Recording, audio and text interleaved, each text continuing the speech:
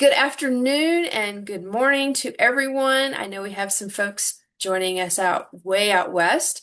Welcome and thank you for joining the Celebrating 20 Years of HPV Vaccine, a Western Regional Summit on Prevention and Progress. I am Susan Lontine, Executive Director of Immunize Colorado. We are a statewide through 501c3 dedicated to protecting Colorado families, schools, and communities from vaccine-preventable diseases. Immunize Colorado is just one of 13 Western states that set out earlier this year to highlight best practices, lessons learned, and innovative strategies over the past 20 years to HPV rates across the state. The speakers today will focus on regional challenges facing these Western states, including a survivor's perspective, vaccine confidence, policy changes, and the development of HPV strategic plans. We hope that these presentations from our guest speakers might identify opportunities for multi-state collaboration and coordinated regional action while building stronger partnerships across immunization programs, coalitions, providers, and HPV advocates. As we began to put this webinar together, we wanted each participating state to be able to share something about our individual states on work done to support HPV vaccine access. Here in Colorado, through the update of our Dental Practice Act in 2025, SB 25-194, we included a provision that allows dentists and hygienists to administer the HPV vaccine along with seasonal respiratory vaccines. Before we begin, a few housekeeping items. Webinar attendees will be automatically muted for the presentation. If you have any difficulties or questions, please put them in the chat box. Q&A will be conducted at the end of each presentation. And please take the time to fill out the post-event evaluation after the webinar. The recording and slides will be available on the Immunize Colorado website within 1 week of this presentation. And now, on to our first presentation, a survivor perspective, presented by Tamika Felder, moderated by Dr. Deanna Kepka. Hello, everyone. Thank you so much for having me. I'm honored to be here for this joyous celebration. We are so thrilled to have you here, Tamika. I'm Deanna Kepka in Salt Lake City, the director of the Mountain West HPV Vaccination Coalition. I have known Tamika since we were just a tiny group of 10, 20 interested and concerned citizens, and she is definitely one of my heroes. Tamika Felder is a beacon of hope and resilience for people navigating their own challenges around the world. Whether delivering a captivating talk or working as an award-winning TV producer, Tamika is all about driving change. Notably, as a cervical cancer survivor, she founded Survivor in 2005 to empower women to share their stories and take control of their well-being. So just 1 year before the vaccine, that's amazing. Yes. You've seen a big journey. She Mhm. lends her sought-after voice to presidential panels, international conferences, and media outlets, and is the author of Seriously, What Are You Waiting For? 13 Actions to Ignite Your Life and Achieve the Ultimate Comeback. I have a copy of the book. I love it. As well as our own blog at tamikafelder.com. In intimate conversations, public stages, and the written word, Tamika's brilliance shines as she transforms her experiences into inspiration. Thanks so much for joining us here today. We know you are one busy lady, and we're happy that we captured some of your time. Never too busy for you and this topic. So thank you so much. Well, let's get into it. So next slide. I just want to take a minute and just honor three people. There's so many, even including those of you here today, but these three people I want to acknowledge. Mrs. Henrietta Lacks, who, if you don't know, and I bet you do, you should go and research, who her HeLa cells were also helpful within the invention of the HPV vaccine and many others. Dr. LaSalle LaFall Jr., who without him, I don't know if I would be sharing my story because as a young girl who wanted to do something but didn't know what to do way back in the early 2000s, I cried to Dr. LaFall when he was the co-chair of the president's cancer panel, and I told him, I said, someone should be doing something. Our voices need to be heard. And he said, you should do something. You're the person. Do it. And I hope every day that I make Dr. LaFall proud of me sharing my story. And Dr. Edith Mitchell, who I also had the honor of working with on the President's Cancer Panel, who was one tough cookie, but sure made sure that people didn't fall through the cracks, and is a reminder to me that always, that no matter how much you feel unseen or unheard, it's never too late to make sure that your voice is out there and people know your cause and what you're willing to fight for. Next slide. So my story, I was diagnosed with cervical cancer at age 25, and I was working in Washington, D.C. as a television producer, and life was good. I was fresh off the cabbage truck from South Carolina, and you couldn't tell me that I made it, that I was doing it, and life was good. And here's the hard truth, because I was mostly a freelance broadcast journalist, there were lots of times that I didn't have health insurance. And this is before the Affordable Health Care Act, which allows young adults to stay on their parents' insurance plans longer. That wasn't me. That wasn't my story in 2001. So there was times when I was underinsured, there was times when I wasn't insured, but I never felt sick, and I was a young adult, so why did it matter? But it matters. Um, I ended up with cervical cancer, and because of that, I had to get a radical hysterectomy followed by chemotherapy and radiation therapy, secondary cancer issues, and what felt like death to me, losing my fertility. That I would never be able to create life inside of me, that I would never have a child that I could look at and see the mirror image of myself. Cancer was devastating, and it wasn't a lot of people talking about cervical cancer from a patient level in 2001. So I knew my why wasn't just to survive and thrive, it was to build what I wish I had. And Survivor became my why. And we celebrated 20 years last year. We're now doing 21 years. And I'm so thankful to so many of you who have supported me and the organization along the way. Next slide. We are a global group of community patients and advocates, and many of you get it. You tell the data, right? But we tell the story. We bring that data to life. So we use our voices to create awareness, to end stigma, to influence decisions and change, and to ultimately end cervical cancer. Why? Because we can. Next slide. We do these through our programs, and I am proud that I took everything that I know being a broadcast journalist and I poured into Survivor so that I can help other people share their stories, and not share their stories just to share, but share for impact and that change. Next slide. We want to be informed. We want to be empowered. We are alive, and we want to tell that.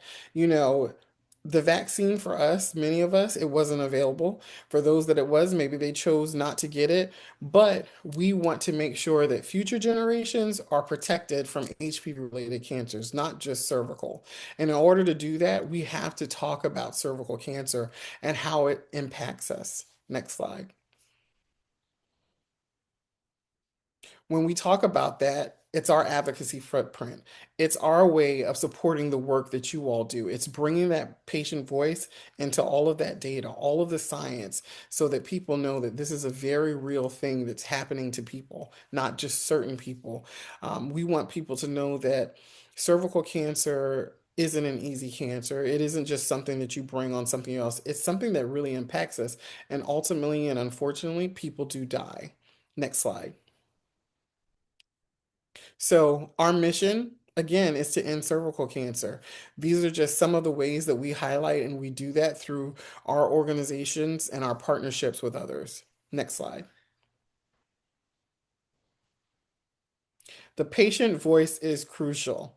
Let me say that again, and I hope you hear me. If you're in the chat, let me know when you do this work. Do you use patient stories? If you don't have patient stories to utilize, let me know where you are so that I can connect you with someone from my organization. You can go to survivor.org/stories and see if there's someone in your area, because the patient voice is crucial in this movement, not only for cervical cancer, but for anal cancer, for oropharyngeal cancers. If you want to do this work, you have to have the patient voice, because if you don't, people will say, it won't happen to me. It won't happen to my child. It will only happen to certain types of people. So we have to use those important patient voices. Next slide. These are just a few of the women who are no longer here to share their stories. That doesn't mean that their stories don't matter. It means that their stories continue to be shared, but we have to share their stories. I think of, Curtissa, who didn't get to see her son turn 7 years old. I think about Talita, who tried everything she could, but she didn't survive. I think about Erica, and I think about her son Wiley, and I wonder how much he misses his mom. I think about Grace and how she was planning for her wedding. I think about Becky and her two beautiful girls that she didn't want to leave. Oh, I think about so many of these women and I miss them, and it's not fair. But we have a vaccine that can stop this, that can stop from us adding to this graphic. Next slides. So I wear many, many hats, and I'm really, really proud of them. And these hats fulfill me, and it makes me feel like I survived so that I could continue to do these things. But one of my most important, next slide, is being my son's mother.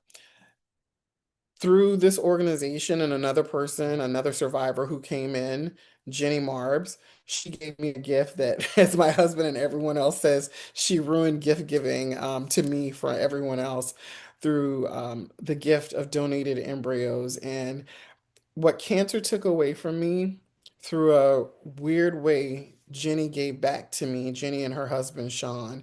Next slide. And I was able to become a mom to baby Chayton, also known, he's not a baby anymore. He's about to be 4 at the end of the year, as the survivor baby. And I'm sharing this with you because I want you to know that even though there's a lot of things that cancer took away from me, cancer didn't win because of my organization and because of this little guy and the work that I'm able to do to pour back every single day into this community. Starting my organization healed me, and without it, I don't know where I would be. And so I'm thankful for all of you, for allowing me to share my story, for allowing me to talk about the crucial need of patient voices. Next slide. And also of partnerships, or what we like to call our partners in purpose. Next slide. And the reason why we have to make sure that the patient voice is always included. Thank you so much.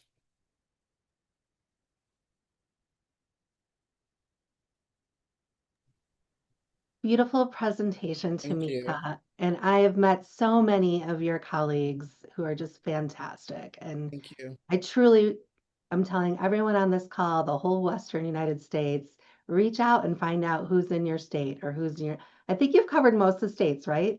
We're actually going to be publishing soon a list of places where we don't have people. I saw Okay. New Mexico on here. I don't think we have someone from New Mexico. I'll look again, but if you have people, please send them to us. We want to highlight them. We want to feature them. We want to get them to survivor school so they can get their advocacy training. And not just cervical, if it's any HPV related cancer. Because I think we even have Alaska and Hawaii on this call. Hmm. If you're on the That's call, amazing. put in the Yes. chat. We want to hear, like, let's hear which states are covered, because I think Awesome. that's really exciting. Um, we're in a difficult climate. I think we have this juxtaposition right now where we have these amazing tools for cervical cancer elimination and treatment, along with prevention. But then we also have a political climate in the US that's causing us to question science. Hmm. So Hmm. what are some of the strategies that you're talking about in survivor school and with your advocates about how to handle this in just our regular everyday lives? So I think, like many of you, sometimes it feels like it's an endless battle, and we're doing all this work, right? And for us patients, we're also emotionally, physically connected to it, right? I also tell the patients that you all are emotionally, physically connected to it as well. But we've had this cancer, right? And we want people, and vaccines are being attacked. And here we have this vaccine that's been around for 20 years. We know that it is safe, it is effective, but yet I still get calls from even family members who know my story, and they're like, my child just had a birthday and my pediatrician wants to give this vaccine. What should I do? Is it safe? Is it not safe? But we still have to educate, right? So even though internally I get frustrated sometimes, it's still an opportunity for me to share, right? On the larger scale, this is where we have to continue to combat, the anti-vaxxers, the people who are putting the mixed messages out there. They are loud, and we know we have to be louder. And we just have to continue doing it. And with that, I'm also going to say we have to practice self-care, right? Because doing this work is hard, especially when you have an administration that is seemingly against all of the work that we're doing.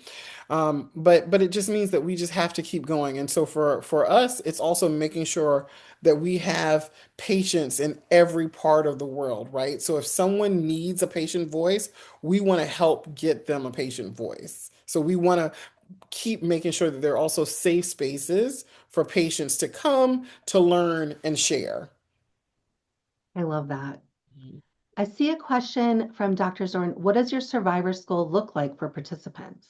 Oh, it's really a beautiful experience. And if there's anyone on here that has attended Survivor School, please put it in the chat.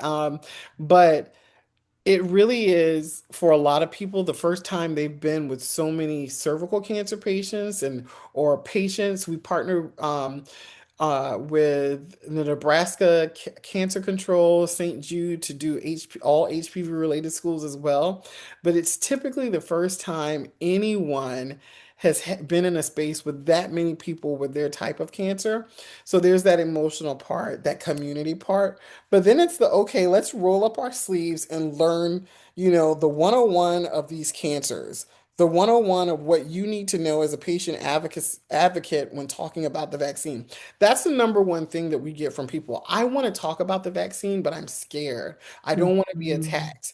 I don't know what to say. And so we do a course on what you need to know about the HPV vaccine and what you can share as a patient advocate. Obviously, we have some people who are really into the science and they get it, but what are the basics that you can share and you can feel comfortable with? And it really is a place where they can grow as an advocate. And we want them to, if they're in Utah, partner with their local government officials, their hospital that's doing the work, their ACS can. We want them to make those partnerships because we want to know if there's something like what's happening today, a patient voice is being included. So again, thank you for including the patient voice. Other questions? I'm seeing a lot of Survivor School attendees. Oh, Yes. Graduates rather. and yes, I just saw one question popped up. We do include other GYNs. So if you go on our website and you can filter through our stories and you hit other, you'll see some of the other GYN cancers. And our school in September, at the end of September, is for all GYN cancers. And so if you know GYN cancer patients and survivors, our application is on our website. It went out in our newsletter today, and we'd be happy to include more stories on our website from GYN cancers because they're important too.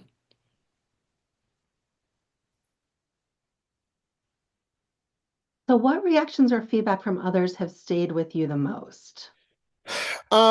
So I know that my story and the story of my patient advocates, my survivor ambassadors, changed lives because people tell us, they send us um, photos of their kids getting vaccinated, Mhm. photos of them with their feet in the syrup. Sometimes I'm like, HIPAA, HIPAA, HIPAA, but it also it also feels good to get this from people. It makes you feel like, gosh, I went through this thing that was so horrific, but my cancer is making a difference, right? And then now I get to see it as the mama bear on my survivor ambassadors. They're coming and they say, look, my sister or my cousin who was so anti the HPV vaccine, they went and got their kiddo vaccinated and they're sharing with me. Seeing my survivor ambassadors featured in research papers and research articles and webinars and magazines, and they're putting their stories out there, seeing them lobby on the Hill, which can be terrifying for so many people, really means so much to me. Because the work that I put in here is so heart-centered, and it's hard because it's sometimes today's a good day, but sometimes it's ripping the band-aid off of that experience and reliving it Mhm. over and over again so that I can share it. It also means being triggered by people who succumb to HPV related cancers, and it's hard because you sometimes have survivor's guilt, and you're like, why them and not me? And it's unfortunate because people are still dying, and no one should die from these cancers Mhm. or live with terrible side effects, because that's the other part of it for the people. And I think that's why when I first survived this, it's funny that I'm here talking about, as I say all the time, coochie cancer. That was not what I wanted to do. I wanted to forget it, put it behind me. But I was like, wait a minute, we have these tools, these resources, and all these other things, and no one's talking about it, at least you Mhm. know where I was. And I feel like as a television producer, I was tuned in, and I was like, I'm not hearing anything about this, right? And so for me, I want to help shift that narrative. And now over these 20, 5 years for me, because now it's been 25 years of me surviving cancer, I've seen it shift. Are we there yet? No, we're not there yet, but we're in a far better place than we were. So with this administration, we also can't lose momentum on the work that we've been doing.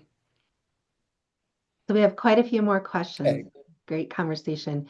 What do you wish every provider would say consistently to families about HPV vaccination? That it is a cancer prevention vaccine.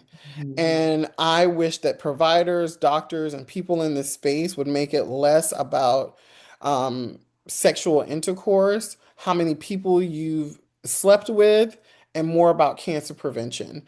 That is something that still frustrates me. And it's not that I want to hide the facts surrounding it. It's just like it doesn't matter whether you sleep with one person or multiple people. Mhm. You could be infected with HPV. And so I think we're at a day and age where we have to stop that. That needs to stop.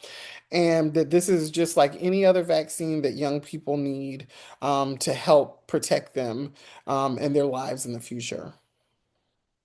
What gives you hope today?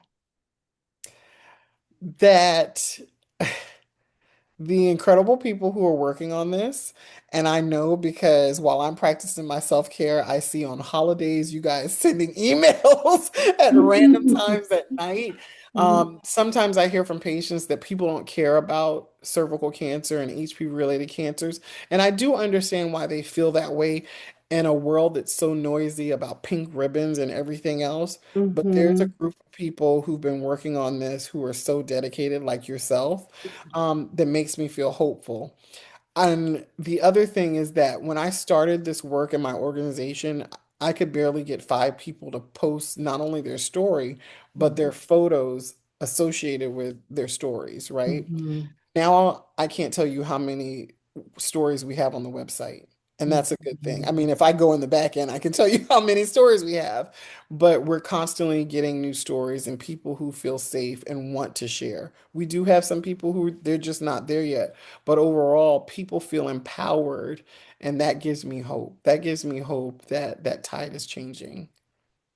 I love that. Do you still work as a TV producer? Dr. Sherry Zorn's asking So I you. don't work as a TV producer at a network, but I network and work as a TV producer for Survivor. So we have a great YouTube Mhm. channel with lots of award-winning stories. Um, and I'm really proud. I love seeing someone who is so nervous about sharing their story. And then I look and I'm like, oh, look at this. And then this story, won a Webby Award, and it's so great. And so, my dream of being the next Oprah, it hasn't happened, but I feel like I'm blessed even better being, the queen of Survivor TV. I love that. Um, HPV vaccines campaigns historically feature girls and women. What are some other ways we can include men and boys as part of the prevention conversation? I think that that also is starting to change, and we have a lot of catch-up work to do because, again, when the vaccine was FDA approved 20 years ago, it was just for girls, right? And so now we've been doing great work to do it, but we need to put boys and men in these campaigns. And I see that happening. I see it through the work that I do through the HPV vaccination roundtables. And I see it through partnerships, these elimination plans, which I know you're going to be talking about later, but I do see that tide Mhm. changing. But we need to make sure that for as much as we talk about cervical cancer, we have to talk about the other HPV related cancers too, and make sure and reinforce that people know the vaccine is, not gender specific.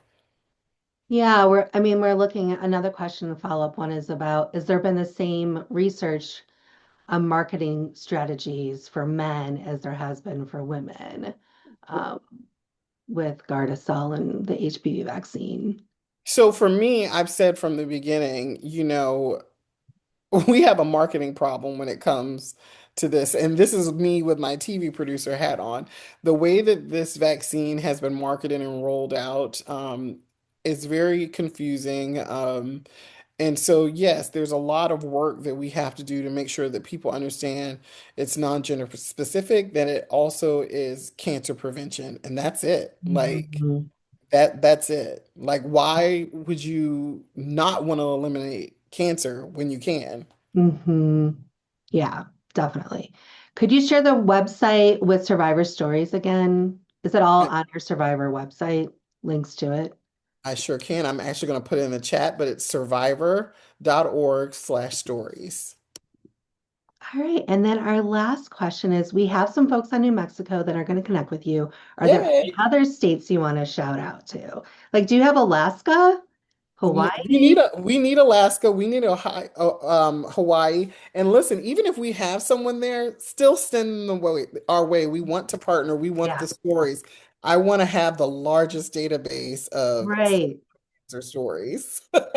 And some of these states are really big, so it could be helpful to Yes. have people in different regions And of the also, like we take GYN cancer, there's a tab on there that it's also for other HPV related cancers, so it doesn't have to be specific. The majority of the stories on there are cervical. And what about dysplasia and precancer? Are you including survivors Yes, who are so we the full do. spectrum? Because, yep, that's important as well.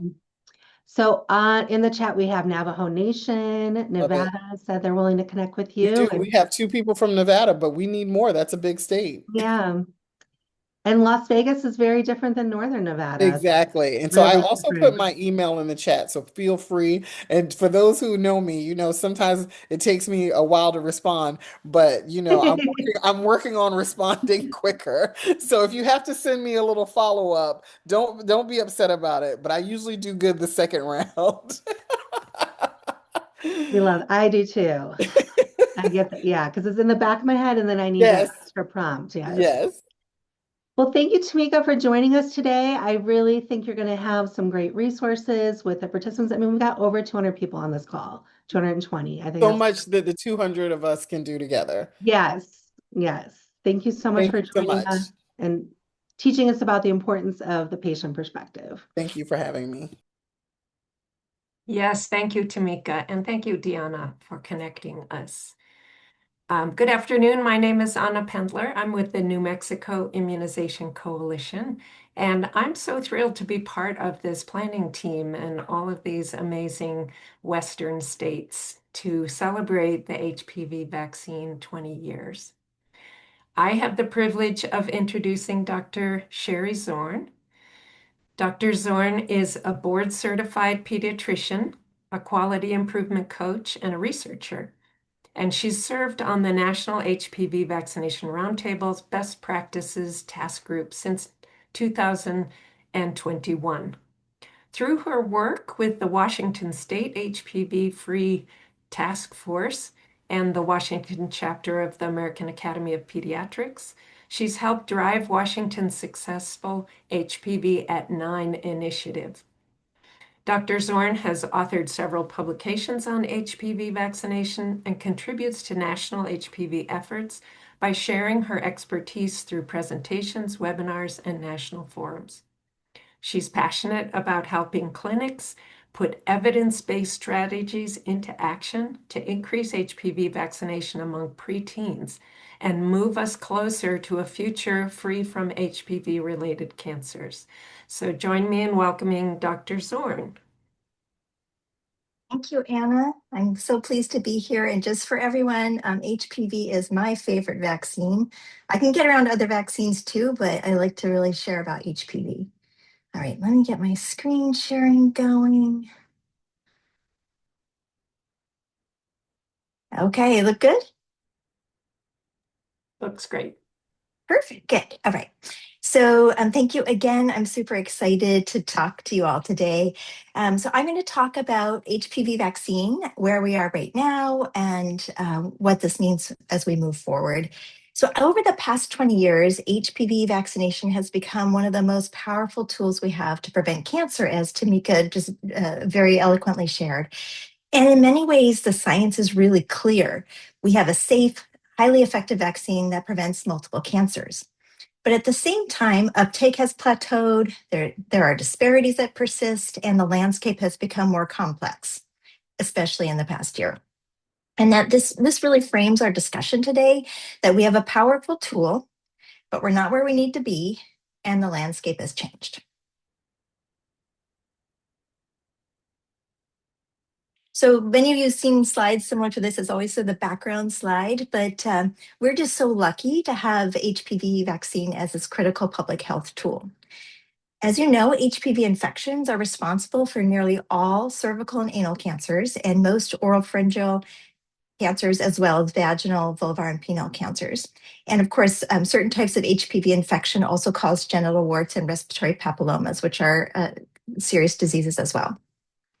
HPV vaccination, the vaccine against these diseases, it provides powerful protection against all of these. But most fundamentally, what we really need to kind of stress is that HPV vaccination is cancer prevention. Over the 20 years that we've been collecting, all the evidence that this vaccine is working precisely as it was designed to work. And we know the protection is long lasting, with 20 years of evidence showing high efficacy and real world impact, as well as population impact or herd immunity. So here's a little timeline I put together. You see it's a little curvy. We've had some bumps along the way. But as you know, HPV was first introduced in 2006 for girls and then expanded to an indication for boys in 2011. Dosing was simplified then in 2016 when we went from a 3-dose schedule to a 2-dose schedule for younger children. And in the period of 2018 to 2020, there was more expansion, with AAP promoting starting at 9 more routinely. The ACIP recommended shared decision-making for the 27 to 45-year-olds, and the indications were expanded to include the indication for oropharyngeal cancers, which, as you know, have been increasing by around 3% per year, especially in males. And now the oropharyngeal cancer cases actually outnumber the cases of cervical cancer. So really great that the vaccine has an expanded indication. And over this time, as I mentioned, we have some bumps and challenges. The post-pandemic time period, which is really when I kind of got onto the national and state scene around this, it's been particularly challenging for vaccination efforts in general. But we've had also a lot of positive energy, right? There's been positive energy around starting at 9 and really great interest in the emerging data around single dose. And most impressively, we just keep getting rewarded with all these studies are from around the world demonstrating that this vaccine works really, really well for cancer prevention. So as I mentioned, we had some learnings along the way, and a couple learnings stand out. We want to lead with cancer prevention. We want to start earlier, and give strong recommendations and actively address disparities. So by leading with cancer prevention, we just want to normalize it, that this is routine cancer prevention. You don't have to get into, all the STD talk. Certainly if parents have questions, answer those, but you don't have to lead with that. And again, younger kids get better protection, and we know that then they're likely to get protected before they're exposed. So that's important. And giving a strong, clear recommendation is the single most important thing that clinicians can do to promote uptake of HPV vaccination. The announcement approach is my personal favorite. And then, when patients have questions or have hesitancy, you want to really address that with kind of lead with empathy. And I know we're going to hear more from Deanna Kepka later about how to do that well. And again, I just want to point out there are a lot of disparities still. There's the rural-urban disparity. There's gender disparities with females having higher vaccination rates than males. There's disparities around whether you have insurance or not, or whether you have access. And then finally, as Tamika mentioned, really engaging partners and engaging survivor stories. We've learned that we can't, the pediatrician or the family medicine doctor can't do this alone. Public health can't do this alone. We need to get everybody with the same message and to really raise awareness and to encourage people to vaccinate. All right. So, we have vaccination targets that we're trying to reach. They're very clear, but we're still not there yet. And many of you, have heard of the 20 Healthy People 2030 goal. It used to be the Healthy People 2020 goal, and then they had to add 10 more years to it. But that goal is for 80% of adolescents ages 13 to 15 to complete the HPV series. And the WHO has very, aggressive goal of the 90-70-90 goal for cervical cancer elimination. So that's for 90% of the girls to get vaccinated by age 15. 70% to get screened by ages 35 and 45, and for 90% to get treated for precancers or cancers. WHO goals are more centered around cervical cancer, and for nationally, for us, it's really gender neutral for all adolescents. So we have clear targets, but we're not there yet. So many of you have seen this graph before. This is the graph of the annual NIS teen survey. And you can see HPV vaccination trailing well below the Tdap and meningococcal coverage. So Tdap and meningococcal are in the red and the blue at the top. HPV first dose is the yellow line, and HPV up to date, whether it's 2 or 3 dose, depending on when you initiate, that's in the green line. So in 2024, I should point out that we've been improving, and everything was, really making great strides. And then the pandemic hit, and we've basically been at a plateau since then. So that's been very distressing. In 2024, the coverage rate for first dose is 78%, and for up to date or series complete is almost 63%. And there's a couple of key takeaways from the survey from this last year. First is that the vaccination coverage has not increased for the 3rd consecutive year. There's a slight movement, but it's really not statistically significant. And the rural-urban disparity continues. Coverage rates in rural areas are about 10 points lower compared to urban areas, and that's been going on, a consistent trend for the last decade. And finally, as part of the survey, they ask, who got a strong recommendation. And they consistently find that adolescents who live in mostly rural areas were less likely to receive an HPV vaccine recommendation from a provider. And we know that just getting that recommendation is the first step to getting vaccinated for many people. And we also see wide variation across states, highlighting inequities in access and uptake. The darker blue indicates higher rates, and the purple and green indicates lower rates. When I saw this graph, I was super excited that Washington was in the dark blue this year. So I'm like, oh, I'm from Washington, I get to show this one. But we know, of course, some years it can change a little bit. The sample size is relatively small for each state. So I'm going to celebrate this one. It's a big win for Washington. But, just know that we're all hopefully moving in that same direction. I'll say one consistent pattern we continue to see year after year is higher rates in the Northeast and in the Dakotas, and lower rates of vaccination in the Mountain West and the Southeastern United States. The states with currently with the lowest HPV vaccination rates are Mississippi and Wyoming, and the state with the highest first dose coverage is Rhode Island. That was at 91%. Wow. And for up to date, it's Massachusetts, and that's just at under 80%. And unfortunately, this last year, no state reached the healthy people goal of 80% for series complete. I will say one more thing. There's just really a remarkable difference in this range of vaccination rates. There's a 41-point difference in up-to-date coverage rates between states with the highest and the lowest rates. And then for HPV initiation or first dose is a 33-point. This just drives home that the work that we do, every one of us in each of our states, our local regions, and our own communities is so important to protecting our youth and reducing these regional gaps. Now, there's a lot of barriers, right? Multiple barriers to achieving high vaccination rates, and awareness still remains low. A recent study from JAMA Oncology showed that 1 in 3 United States adults are unfamiliar with HPV altogether. It's like, wow, how could they not know this? And I think it's just not talked about a lot. Many of them are unaware of the vaccine, and remarkably, 70% are unaware that HPV causes oropharyngeal cancer. So we still have to work on raising this awareness.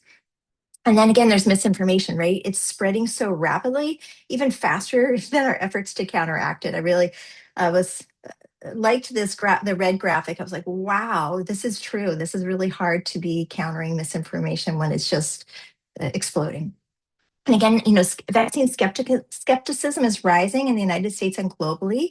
This has happened before this last year. This really started happening with the post-pandemic time period, but even in the past year, it's gotten worse. And it's not just an HPV issue. We know that other childhood vaccines like MMR, DTaP, and hepatitis B are experiencing declines in uptake. And then we're seeing the result of that, right? There's outbreaks of measles and pertussis and things like that. And finally, hesitancy is very complex. I think we've really started understanding that more and more about the factors that go into hesitancy and then how to address them. But hesitancy, it's driven by social, cultural, and trust factors. It's not just about knowledge or lack of awareness. All right, so what's inspiring and sobering is that we're not alone. We see what's possible and what's also at risk. It's pretty cool. Australia's on track for cervical cancer elimination, and Scotland had 0 cases of cervical cancer in women that were immunized at a young age. And this year, 3 European countries hit the 90% WHO goals. That's amazing. And on the flip side, we can see how quickly things can go south, go sour. The Denmark story, they had really high coverage rates, and then there was a mainstream and social media misinformation campaign. Rates really just plummeted from 90% down to 30%. And then with a lot of effort, they were able to recover. So that gives me hope that even with a decline, there can be recovery. And again, I'm really excited that Japan has now started vaccinating again in 2022. They had paused for about 9 years, but now they're offering the vaccine. So those are kind of these stories that just, like I say, they're inspiring and they're sobering. And, in America, I've mentioned that we've been working on the strategy of starting at age 9, and it's really been gaining traction in the past few years. And I want to just point out, the American Academy of Pediatrics has really supported this since 2018. This is what kind of my favorite topic, so I'll try to keep it short on this, but it really just offers more opportunities to vaccinate over a 4-year window. And that improves on-time completion, simplifies logistics, and it often results in shorter, easier conversations with parents and a clearer focus on cancer prevention. And for hesitant folks, it allows you more time to build trust, over several different visits to bring them along and hopefully get them vaccinated. And I just want to say, in my experience, it's just made it easier for everyone. It's easier for the providers and it's easier for the families too. So, as starting at age 9 has been kind of gaining traction, and it's been allowed, right, ever since 2006. But depending on which IAS system your state has, it might not be clearly indicated that the HPV vaccine can be given at age 9. And so that can be kind of confusing for providers. So in order to encourage starting at age 9, several jurisdictions have begun forecasting in their IIS that HPV starts at 9. And as of August 2025, 16 of the 66 jurisdictions forecast at age 9, and that number continues to grow. And I'll just kind of point out, I'll give you my email, but if you're sitting there thinking like, hey, we forecast at 9, we need a purple dot on our state too, please let us know. Dr. Vielo from University of North Carolina will be updating the dashboard this summer, and there is an interactive dashboard where you can see which age states vaccinate at, and then also what their vaccination rates are. So another exciting thing that we've been following is the global momentum for single-dose HPV vaccination. In 2022, the World Health Organization came out with recommendations that allowed for the one-dose option for ages 9 to 20 for both boys and girls. And many countries have embraced this for a variety of reasons. Some of the higher resource countries with already high rates and herd immunity, it just made sense for them. It's just very efficient. And for lower resource countries, sometimes the one-dose strategy was just basically so they could reach more people. It could stretch the dollars more, right? And this map shows it as of October 2024, the 58 countries in red that had moved to one dose, the ones in blue followed a 2-dose, and the countries without a color had yet to introduce the HPV vaccine. So those countries were missing out on the cancer prevention. And I think, after this World Health Organization recommendation came out, the big question was, is one dose right for the United States? And is there enough data to prove that it works to prevent HPV cancers and other diseases, as well as the multi-dose series? So that's kind of the big question. So in 2024 and 2025, the ACIP HPV work group reconvened, and that was a 5-year hiatus. They reconvened to start looking at these questions about the wording for the recommendation for the age 9, and also whether there was enough data to support moving to a one-dose schedule for the younger kids and a reduced schedule for the 15 and older. So they were busy doing the evaluation, evidence-based, had meetings in October of 2024 and April of 2025, and they plan to vote on it in June of 2025. I was excited. I was nervous. I was watching these and reviewing the slides and just wondering, like, what are the experts going to say? And then this whole process was suddenly abruptly halted. And in June, the ACIP members were fired. The work group was dismissed, and so they weren't able to conclude with the discussions and the vote. And this really signaled the disruption in vaccine policy that would follow, and which we're going to review on the following slide. So this is where things get really kind of topsy-turvy. So we'll go over these relatively quickly. I'm not a lawyer. I don't work in the court system, but this is just a high level. So this federal disruption of the vaccine processes that started really with the firing of the ACIP and has continued on really leads to conflicting recommendations and lots of uncertainty. The fired members were replaced by various people who had anti-vaccine viewpoints. And then a short time later, RFK changed the COVID vaccine recommendations without following proper procedures. And at that point, then the American Academy of Pediatrics and 5 other groups filed a lawsuit against RFK Jr. Then in January of this year, out of the blue, the CDC issued a new tiered immunization schedule recommending a single HPV vaccine dose for children ages 11 to 12. I was glad it was still on the schedule because many other vaccines got caught, but it was kind of confusing that they had just switched to one dose and really focused on age 11 without any mention of age 9. And really, there was just a lack of transparency in how the schedule was created, and it didn't follow the proper procedures. And shortly thereafter, the AAP, as they do every year, they released their 2026 evidence-based schedule. And this has just garnered a lot of broad national support. 12 national medical organizations support it, more than 230 other organizations support it, and it just really remains the standard of care for evidence-based recommendations. But the federal disruption continues, and so there's just a lot of downstream effects, and some of those are just confusion, uncertainty, declining trust, more opportunities for hesitancy and misinformation, and lower uptake, which will, of course, result in increased disease risk. And for HPV, that'll be more people, fewer people who get vaccinated, more people will get cancer or other HPV diseases. But fortunately, trusted voices they still matter more than ever. This recent poll from the Washington Post and the Kaiser Family Foundation shows that the pediatrician is the single most trusted person for vaccine information. And luckily, also the local public health departments are the second most trusted. So leveraging these two are going to be really key to restoring confidence and improving uptake. All right, back to kind of the policy stuff. In March, the federal court, March of this year, the federal court ruled in favor of the AAP. And what that means is that those recent changes were blocked. The 2026 CDC memo, which caused that tiered recommendation, that was halted. It had to revert back to the previous schedule. ACIP processes were paused. And so everyone, it was a little bit of a breather. Of course, now there's an appeal that's underway, so we'll be watching this carefully.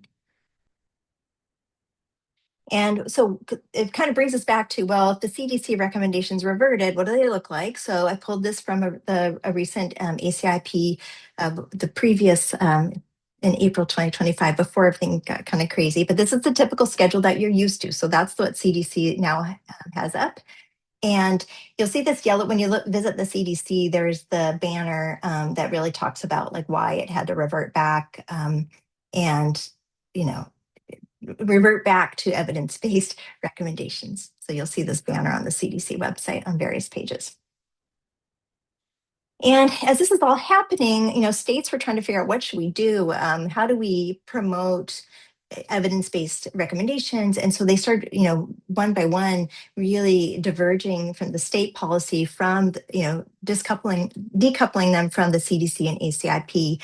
And so you can see the states in the darker blue really are following other sources besides the CDC. And that's 27, I'm sorry, it's all those with the Democratic governor, and then 3 that have Republican governors. So still is a little bit among party lines. All right. And then meanwhile, with all this disruption, the science has never been stronger. It's super cool. Like in 2026 alone, we've been seeing meaningful reductions in cancer risk for males. I'm so excited about that. It's cut the HPV vaccine, cuts the risk for male cancers by about 50%. Super exciting. There's more information from Sweden that the protection lasts a really long time. There's no waning protection. And in the United States, a really cool study came out where they showed that states with higher, sorry, my thing keeps falling out. States with higher vaccination rates saw faster drops in cervical cancer rates. And for every 10 percentage points increase in uptake, there was 11% greater decline in cervical cancer. So the evidence is really clear.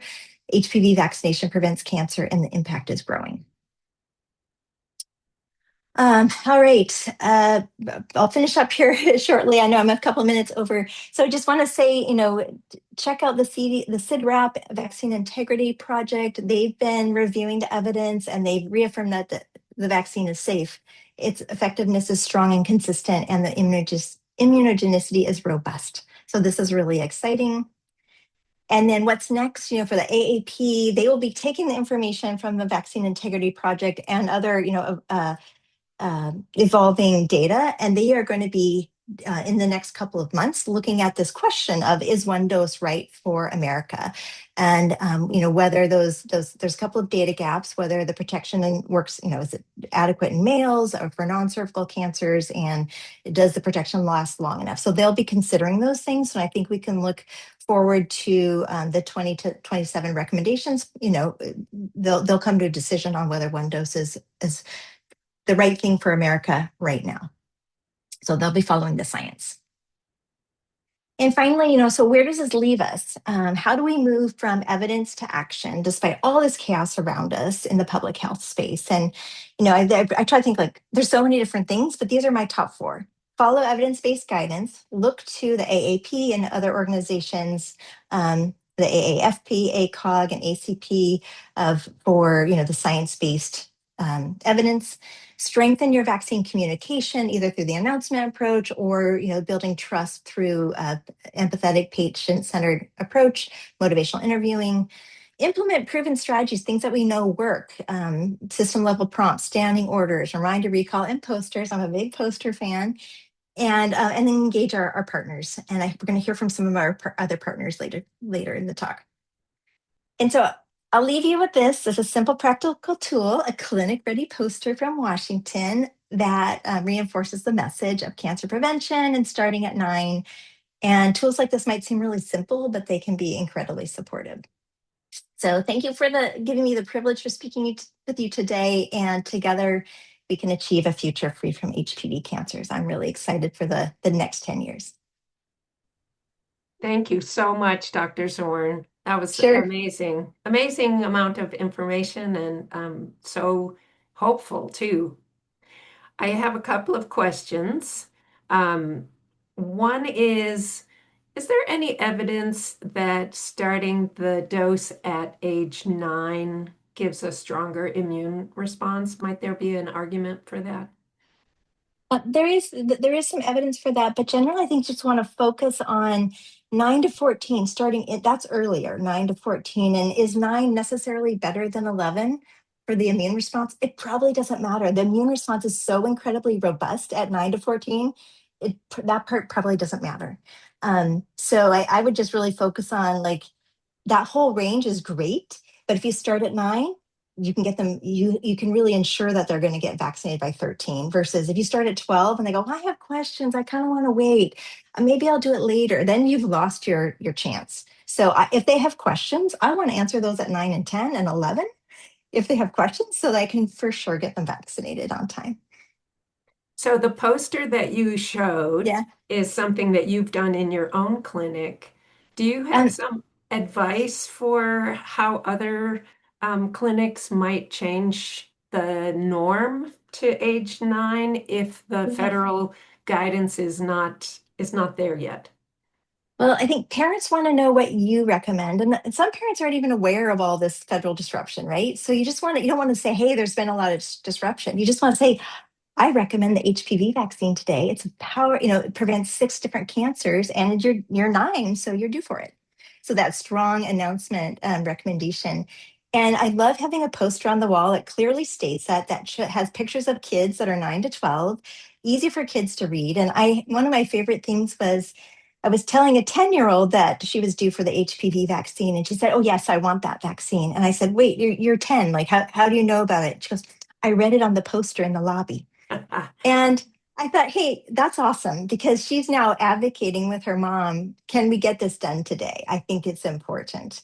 So I just love having, playful, joyful posters and because they do speak to people when they're in the waiting room or when they're in the exam room. Thank you so much. They start the announcement approach before you even open your mouth. And we have the link to the PDFs of those posters for folks in the chat. Well, thank you so much, Dr. Zorn. We're going to move along to our next presenter.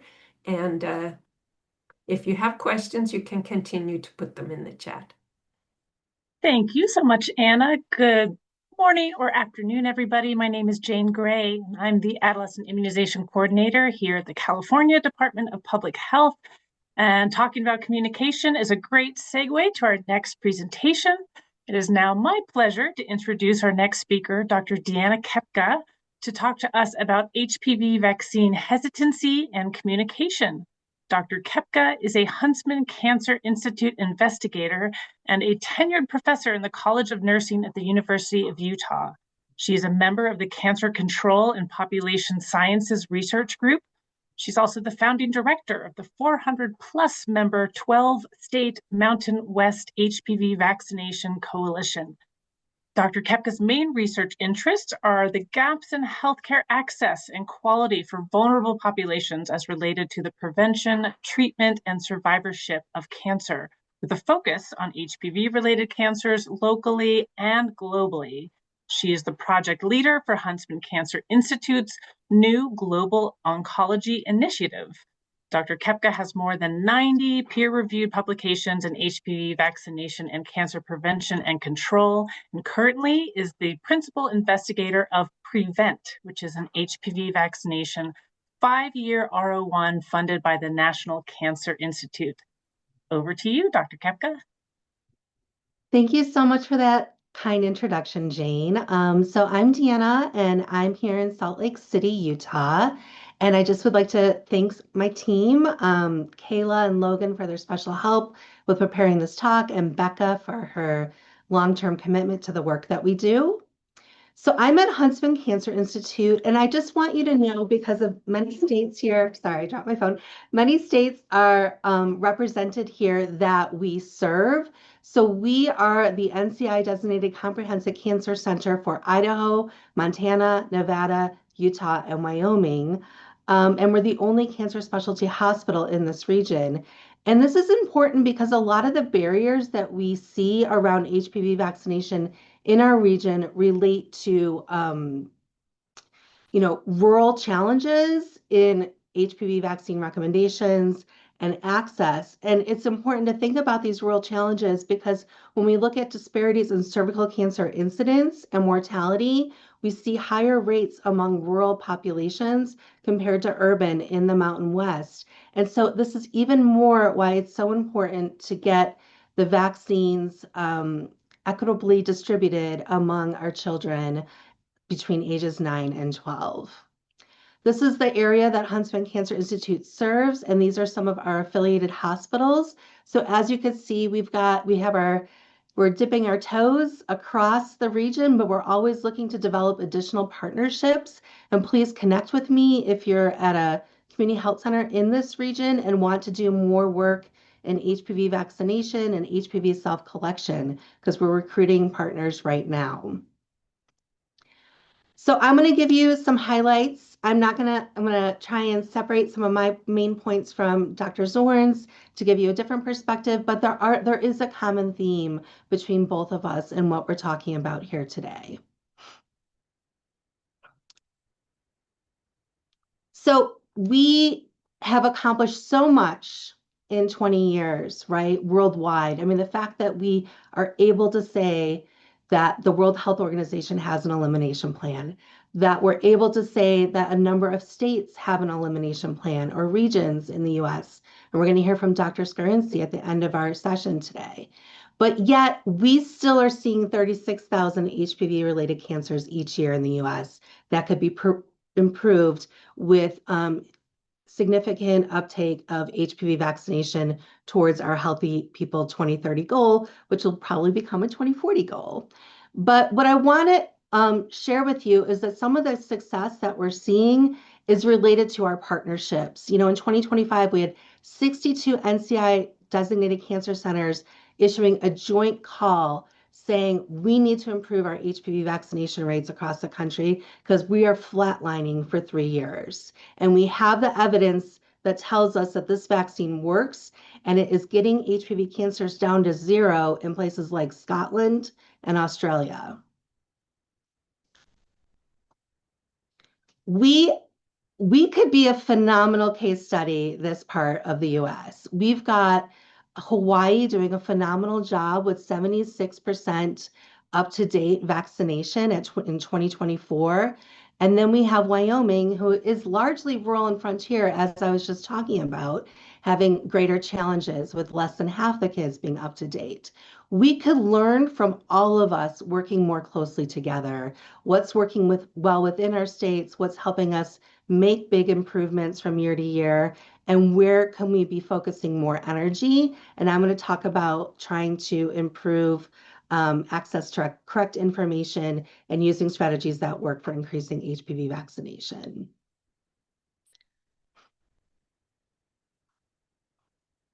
So as Dr. Zorn mentioned, we still have this significant rural-urban disparity that's occurring in the United States, about 11% less receiving first dose and up-to-date vaccine completion. This is especially concerning because of those disparities we see in access to gynecologic oncologists. So we know in the Western region that Huntsman serves, there's maybe fewer than 10 gynecologic oncologists. And if you have cervical cancer or precancer or another pelvic floor cancer, you should be seen, or gynecological cancer, by a gynecologic oncologist. And these specialists are especially limited in rural settings.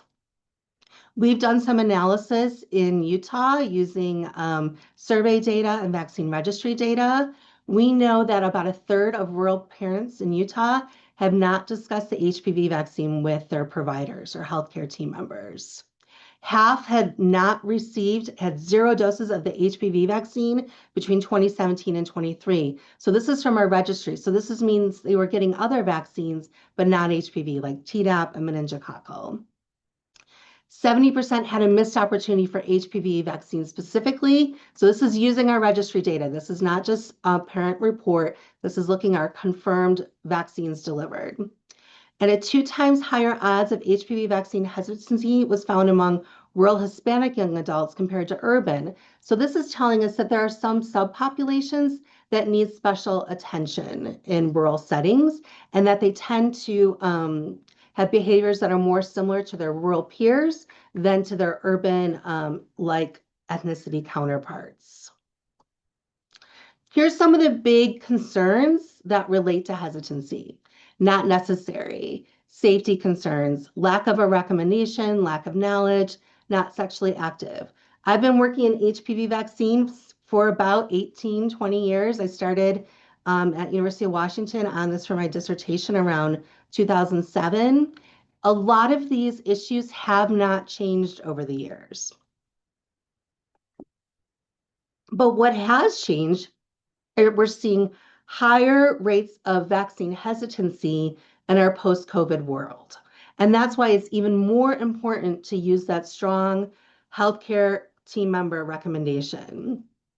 We see 30% of parents being hesitant about HPV vaccines specifically, compared to 12% for routine childhood vaccines. And this hesitancy is mirroring rates of misinformation and lack of support that we've seen for like the COVID vaccine. So we're seeing some of these similar trends that are spilling over from COVID into HPV in this challenging climate that we're in right now for public health and science. We've done some work as a team, and we know that we have doctors telling us the anti-vaccine campaign is winning in our area. So this is in rural Utah. People will trust my medical opinion, but they don't want to listen about HPV.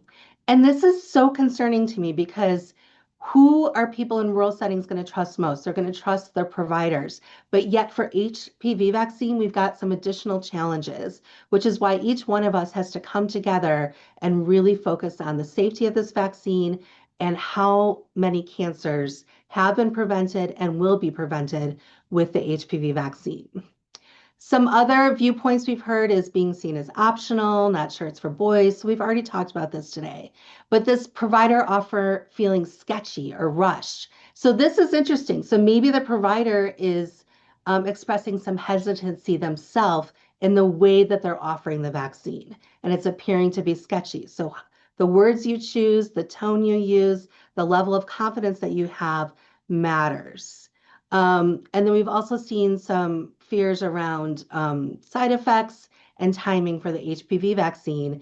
And that timing variable is going to be even more complicated given the climate that Sherry was just talking about.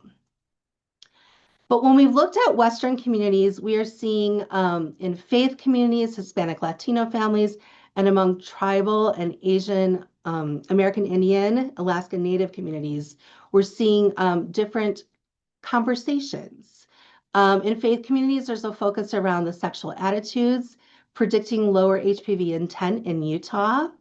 Among Hispanic communities, we see higher rates of first dose than whites, but also lower levels of completion of the series. And we have data showing many Hispanic parents didn't even know it was a multi-dose series. So there's some lack of education around the needing to come back for dose 2 and 3. But we also know that promotora programs, community health educator, Spanish language radio novellas work to counteract these barriers. And then in many tribal work, we found there's fears around long-term side effects, and that native-led messaging and using elder and youth dual voices matter in trying to improve attitudes around this vaccine and receipt for this vaccine.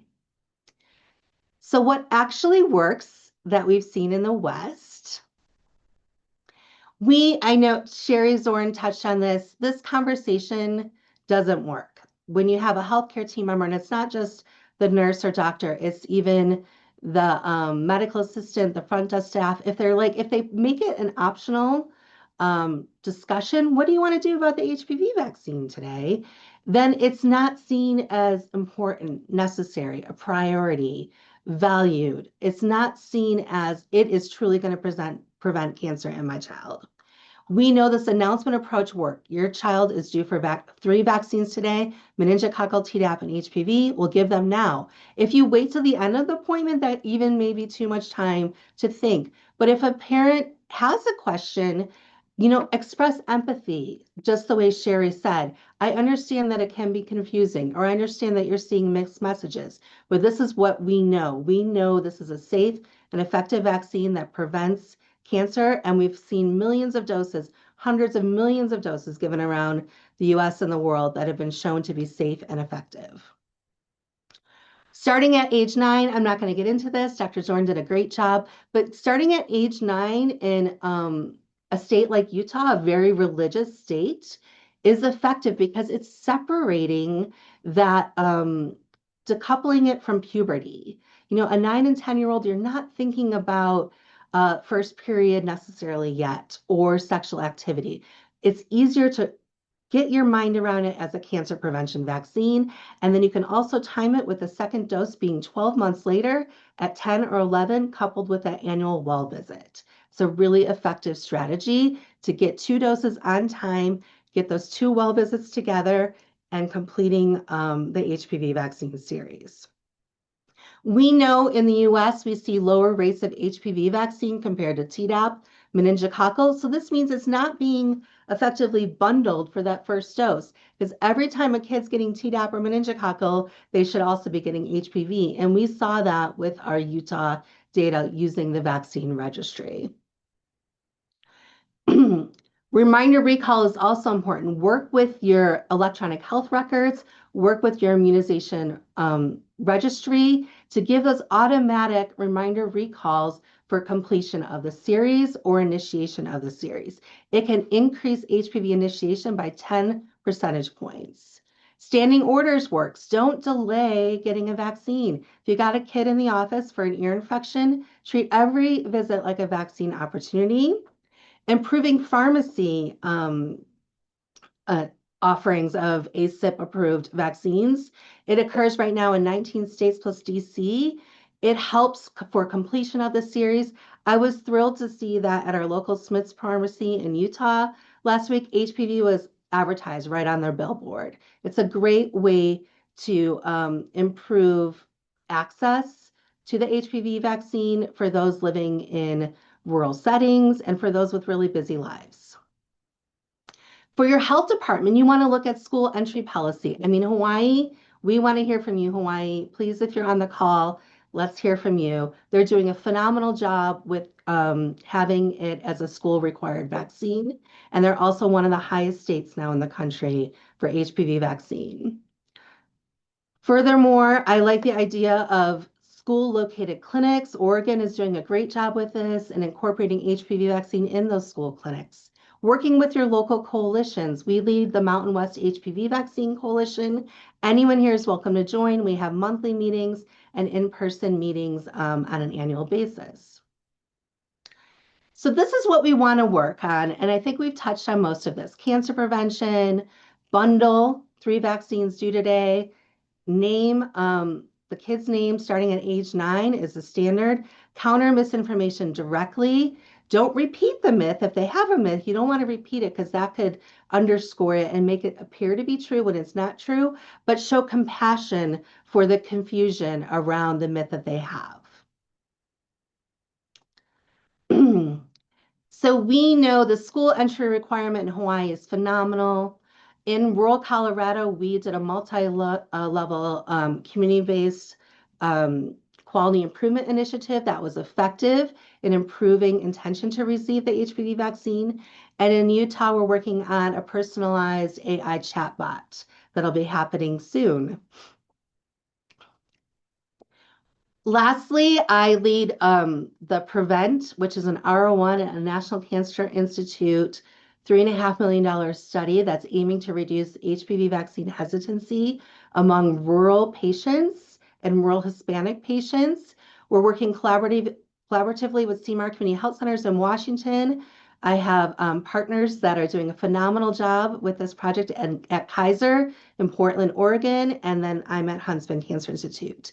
We're including a multimodal intervention that involves randomization to usual care, a text-based alert, or an outreach phone call plus a text-based alert and a mailed letter.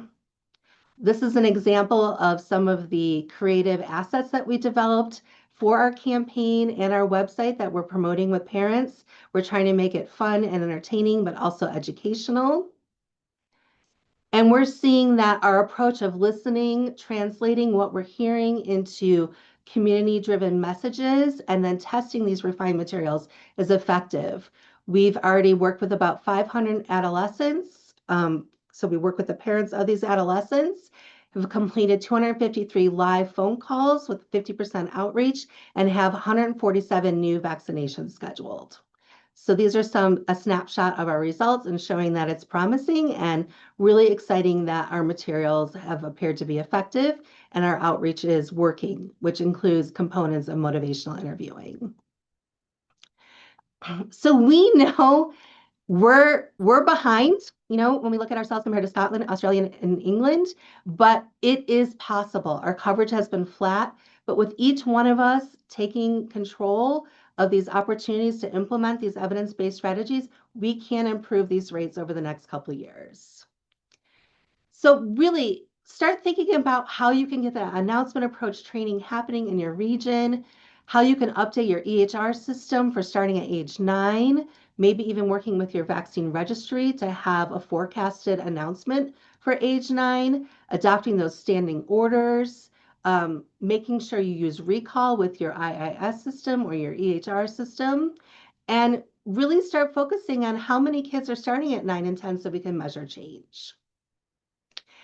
Stay involved at your state and regional level. Get involved with our Mountain West HPV vaccination school. Push for school immunization audits. Make sure parents know, even if it's not required for their school, that the HPV vaccine is due.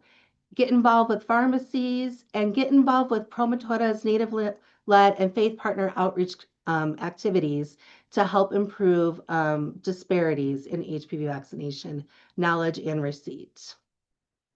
So here's some resources we're happy to share with you. We have this vaccine, we have the evidence, we have the playbook. We just need to consistently deliver it in every Western community. And I can't tell you how exciting it is to me today to see all the people on this call. And I love that. Each one of us has so much potential to work together to really make our dream of eliminating cervical cancer and other HPV cancers a reality. So these are both of my kids getting the HPV vaccine. Please feel free to contact me if you want to learn more, if you want to join our coalition. I really appreciate your time today. Thank you. Thank you for such a fabulous presentation, Dr. Kepka. In the interest of time, I just invite people to put their questions in the chat and we'll hand it over to our next presenters. Hello, everyone. My name is Sandra Wukelik. I will be introducing the next speaker. I am a partnerships manager at Within Reach for immunizations, and I am one of the conveners of the Immunization Action Coalition of Washington and Vax Northwest, two immunization-related coalitions in the state of Washington. I also have the privilege of being on the planning committee for the summit today, as well as the privilege of introducing our next speaker, Nicole Woodruff. Nicole Woodruff is a board-certified family nurse practitioner and a certified diabetes care and education specialist. Nicole has been practicing for 22 years. She is the glycemic control nurse practitioner at the University of Washington Medical Center on the Northwest campus. In addition to her clinical and leadership practice at UWMC, Nicole is a consultant and strategic medical advisor for the Arcora Foundation. At Arcora, she works on several oral health initiatives, including a focus on diabetes, continuing dental education, and medical dental interprofessional collaboration. Nicole will be talking about HPV and oral health today, and it's my pleasure to introduce Nicole. Take it away, Nicole. Thank you very much for that kind introduction, and thanks for inviting me today. My name is Nicole Woodruff, and I'm going to be focusing a little bit more on the oral health aspect of HPV related cancers. Let's see if I can get my slide to go forward. Hold on. Okay, whoops. It was delayed. Now it's catching up. Okay. So you already know who I am. Today we're going to be talking about HPV and oral health and the role of the dental professional in cancer prevention. I do want to tell you a little bit about Arcora and where we come from. So Arcora is an oral health foundation. It's the largest oral health foundation in Washington State. We're funded by Delta Dental of Washington, which happens to be the largest dental insurance provider in our state. And we share the mission and the vision with Delta Dental of all people can enjoy good oral and overall health with no one left behind. So our mission is to bend the arc of oral health toward equity. So that is represented in our name, which is Arcora, so the arc of oral health. If you want more information about Arcora, feel free to visit our website. There's lots of information about oral health that's free for anyone that's interested. I also want to take a moment to thank my colleague Eileen Crespo, who has a wealth of knowledge on HPV as well as oral health related HPV content. And so I have a lot of her content in my presentation. So I just wanted to acknowledge and appreciate her. Okay, so let's dig in. So HPV and oropharyngeal cancer is definitely connected. In fact, HPV is the leading cause for those types of cancers that are affecting the throat, tonsils, and tongue. And so this often gets overlooked when we have conversations around the HPV vaccine, and it's definitely overlooked in other spaces outside of the medical community. But we know that HPV vaccine is an important prevention and model for these cancers. And dental professionals can be advocates to help impact this long-term population health issue. So we want to have our dental colleagues more involved. So the HPV types 16 and 18 were the ones that have the most impact on driving oral pharyngeal cancer. So you can see here, if you look at the dark blue, which are those subtypes of 16 and 18, accounts for the majority of those oral pharyngeal cancers. And actually the number of cases is greater than that in cervical cancer. So if we could get our folks vaccinated for HPV, we could wipe out about 70% of oral cancers. So there is a rapid HPV-related cancer rate that's happening for oropharyngeal cancer. It's the fastest growing cancer in the United States, and it is surpassing cervical cancer since 2012. And it's projected to rise to 30,000 cases a year by 2029. Often it is diagnosed in late stages, and that can require a lot more intervention, including surgery, radiation, chemotherapy, and that can have really long-term effects on speech, swallowing, and quality of life. We know that the HPV vaccine's effective, but as others have spoken to, and probably others will continue to talk today, some of the coverage issues can be low, and also uptake of folks who decide to opt to use the vaccine. So you'll see here that the percentage of cancers here caused by HPV type for oral pharynx is about 70%, and it's a little bit more likely to happen in males than in females. So we want our dental providers to be a more active role in promoting HPV prevention, and by connecting their oral exams with education and recommendations for vaccines. Folks have already spoken to this as well in this talk so far, but there's only about 62% of U.S. adolescents who complete the full series, and that's below the goal for Healthy People 2030. As also has been brought up previously before me, was that the HPV vaccine rates are varying widely from state to state. They also vary from socioeconomic status and access to care. So there's definitely inequalities in the cancer risk across our nation. We've already talked a little bit about barriers to vaccinations, which includes inconsistent provider recommendations, parental hesitancy, missed opportunities that limit the uptake. So we want to invite our dental colleagues to also reinforce the HPV vaccine as routine cancer prevention so that they can improve the confidence and increase the completion rates. Also spoken about earlier is the reasons folks decline. So not needed, not necessary, not recommended by a provider, concerns about side effects and safety, lack of knowledge about the vaccine or disease, or the child's not sexually active, so believing that that's not necessary are the common reasons. So what we know, what can have the biggest impact is for clear, confident recommendations from trusted providers, which includes our dental providers. So they can really reinforce accurate HPV vaccine information and really focus on cancer prevention and oral health benefits. Can take some of the stigma or fear or feelings related to cervical cancer or other sexually related, what people perceive as sexual related cancer. So if we can have multiple voices from multiple trusted sources of information, we can have bigger impact.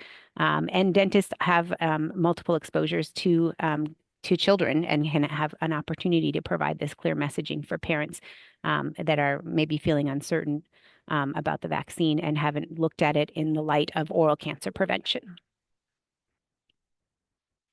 The ADA, the American Dental Association, does agree that dentists need to support and discuss and talk about and encourage the HPV vaccine. They put out a statement in their 2018 about this, and they have developed policies around supporting the vaccine. So dental teams play a role and they should be educating their patients. It's recommended that they get training. So the staff should have some foundational knowledge about HPV so that they can understand the link to oral cancer and how that that messaging can be across the entire dental team from front desk to back office. If it's repeatedly enforced by the staff there, it's obviously, like we've talked about earlier today, it's more likely to be normalized and be part of the routine health care, including oral care. So there are lots of major dental organizations that endorse the HPV vaccine.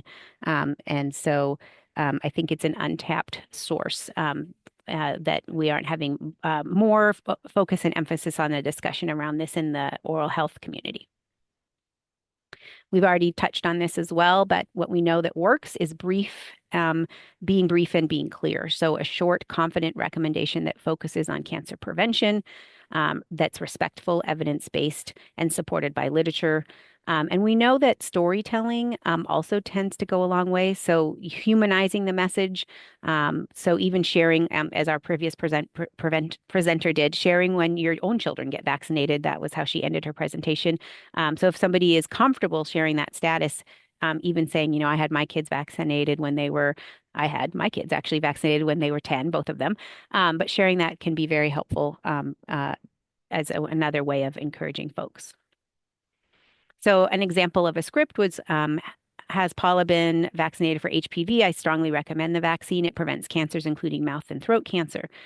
So just it's safe, it's effective. It's most important when we give it early between the ages of 9 and 12.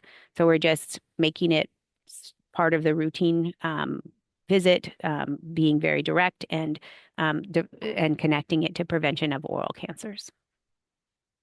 People have already mentioned invite questions, but avoid debating and avoid, sort of digging into myths or fears without having some guidance on how to do that. So here are some. I have links to this, but here are some ways that folks could use answering questions about HPV specifically for dental providers. So this is something that's available to our dental colleagues that they can use to help answer questions. And the CDC also provides this handout about talking to parents about the vaccine, giving ideas about how to respond.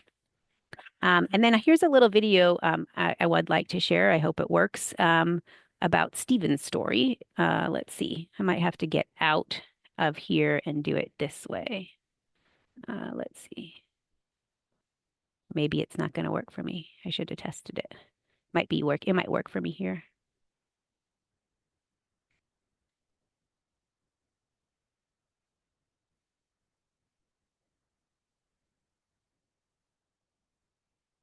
Nope, I think it doesn't like it. Sorry. But I did have this, I do have this resource for you at this resource guide here that will include this vaccine, or excuse me, this video. It's a great video. It's a YouTube video about this young guy. He's in his early 20s. He gets married and he gets diagnosed with oral cancer. And just sort of sharing this story. It's a very great face of what can happen. And I think it really shines a light on an unexpected consequence of not having the vaccination. And they talk about the importance of vaccine and share their story. So I encourage you to go watch it. And I'm sorry I'm not able to share it with you right now. So really the top points I'd like to mention is that this is an all hands on deck situation. And that means that we need to include our oral health professionals to provide, they're already looked at as prevention specialists, so they need to widen their realm of how they talk about and prevent oral cancer. And they have the opportunity and they have the trust. And so we need to have them become better allies in our cancer prevention advocacy work. Here are some resources that are in the slides that is based on the information that's shared here. Those handouts, you can also check out the video and more information specifically around oral disease and cancer prevention. And that is all I have for you. So I would like to invite any questions or comments.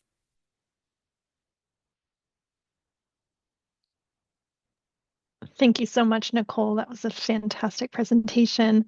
We do have a couple of questions for you, and then for some folks in the chat who are requesting links to the poster, we will get those added in here in just a moment.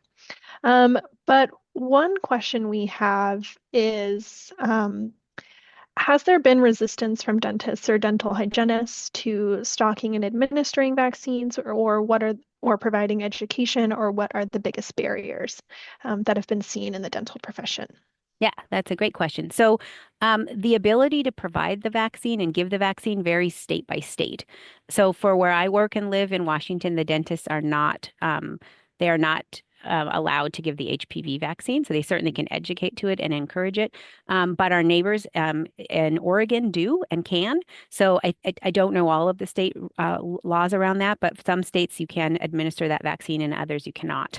I think the greatest barrier is really that it's just not something that's in their wheelhouse. You know, siloing dentistry and medicine has been an ongoing issue since the beginning of time. I mean, the care models are different, the practice setup is different, and I think that sometimes we continue to say, I'm not going to address oral disease in my medical practice, and I'm not going to address medical problems in my dental practice. So I think some of it is a lack of education, a lack of feeling comfortable and confident, and knowing how to talk about it, and just thinking, oh, well, they get that from their pediatrician or their doctor.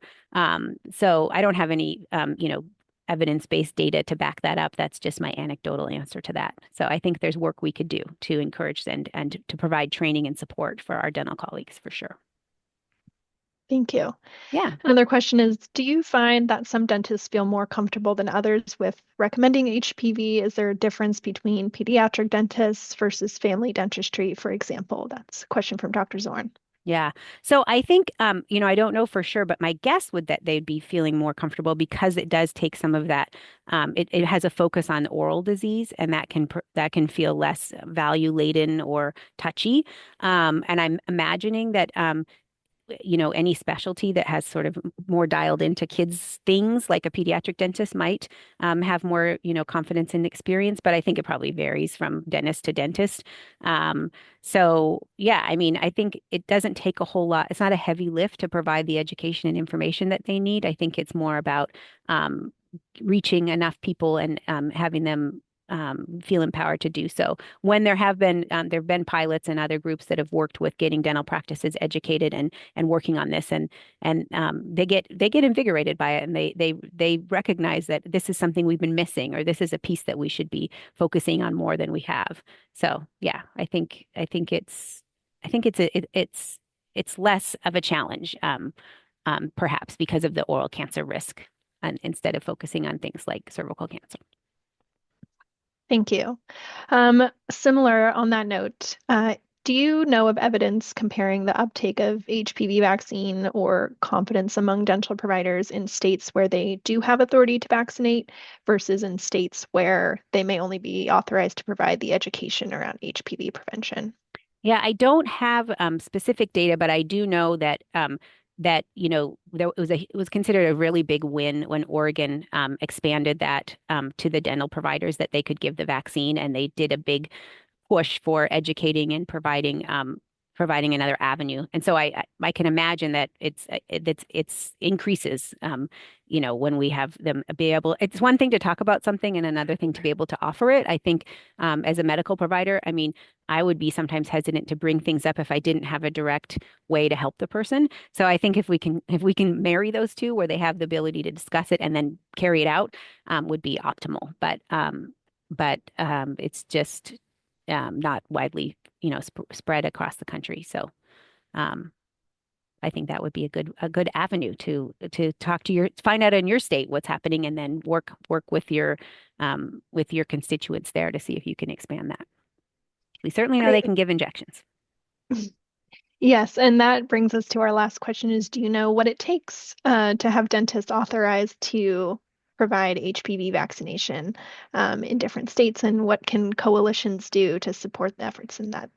I'm sorry, I don't know the specifics about that, but I don't think it takes a whole lot, because it's really not around a safety issue or around a scope issue or a training issue. So I imagine it's more of a political issue, if I had to guess, and that would probably also vary from state to state. So I would encourage you to check out what's going on in your state, and if you want resources to make the case, I would tap into Oregon. Because I know that there's a relatively new state in the last several years that they have implemented doing that in Oregon. Great. Well, Nicole, again, thank you so much for joining us for the summit today and providing that background on HPV and oral health. It's time now that we'll transition into our next presentation with Operation Wipeout, and I will pass it over to our colleague Molly to introduce that session today. Thank you, Sandra, and all of the attendees and all of the speakers. It's been an amazing couple of hours, and I'm particularly excited to introduce our last speaker, because I am part of the team with the Night Cancer Research Institute and our local Rotary to bring our own version of the program she's going to tell us so much about. We're calling it Operation Organize, but we're so excited about the potential for eliminating cervical cancer. Before I turn over the share, though, I would like to introduce Dr. Isabel Scarsini, a professor of the Department of Obstetrics and Gynecology at the University of Alabama, Birmingham, where she also serves as the founding director in the Division for Global and Rural Health and senior advisor for global cancer at the O'Neill Cancer Center. She has dedicated her career to cervical cancer prevention and control among underserved populations in rural U.S. and low and middle income countries. As a behavioral scientist, her work centers on the application of behavioral science to public health by promoting behavior change at a population level and developing, implementing, and evaluating evidence-based interventions. Once these community-based programs are established, she seeks to bring about sustainability and/or to inform policy changes. One example is an 18-year program to promote breast and cervical cancer screening among Latina immigrants in Alabama that relies 100% on the work of committed volunteers, called Sowing the Seeds of Help. She has also been one of the leaders of Operation Wipeout, which we're about to hear so much more about, a statewide plan to eliminate cervical cancer as a public health problem in Alabama. In 2021, she was chosen as one of 6 champions of health worldwide by Rotary International for her work in cervical cancer prevention and control in the US and other low and income middle countries. Thank you so much for being here. If you want to take over the share. Let's see. Can you see my slides? Yes, I can. It took me a Okay, moment, all but we're right. in. Well, this is very special having this introduction from Molly and being invited by Deanna and having Tamika here. So it's really, to me, is really, really special. So Oregon is really amazing what they are doing in such a short period of time. Very impressive. So in the next few minutes, I'll share with you about what we are doing in Alabama and allow time for questions. So as Molly said, in Alabama, it's called Operation Wipeout. It's a statewide effort to eliminate cervical cancer, with Alabama being the first state to officially launch a plan to eliminate cervical cancer. The way we did it was a lot of us, like any state, I'm doing my research and outreach, and Alabama Department of Public Health is doing her thing. Other partners are doing their thing. And really was to bring everybody together, especially rural providers that a lot of times we do not take the time to listen to them. So we had a summit here in Birmingham and brought them together, and we had one little talk just to equalize knowledge what cervical cancer is, since we have Rotary, we have people who are not in healthcare. Other than that, for a day and a half, we didn't give a single talk. It was really to listen to what we should do, various facilitator solutions, and really listen to them under the 3 pillars. So the World Health Organization has 4 pillars, but for us, we group follow-up and treatment because would be an easier message. So it's focused on those 3 pillars. And we came up with a plan, but we knew that the plan would only have teeth if the state health officer launched it officially for the state. And he did. And so that's how we became the first state. We are not prepared. I never thought it would take off that quickly, no money, and there we started. But the great thing about this is not research, so we didn't need to control every variable. Whatever didn't work, we could pivot and keep going. So we have some core principles. Is share ownership. The feedback from the group was crystal clear. They did not want one organization to own it. So it's not owned by any organization. We do have 3 coordinating partners. That is the Alabama Department of Public Health, because we need government, and UAB, so we can make sure everything is evidence-based, and the Rotary Club of Birmingham, so for civic engagement, as Birmingham has the largest Rotary Club in the Americas and was really one of the first clubs in the world to when they start the polio eradication campaign in the 80s. We foster collaboration, credibility matters, so everything on our website is evidence-based and we can back it up and have a unified purpose, which leads to what I said, not led by one organization. We do not do fundraising.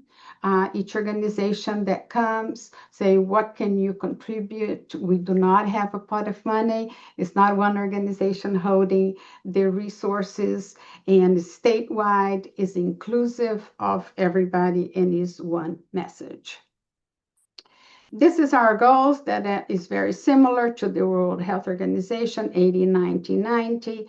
And so then our plan is on the website.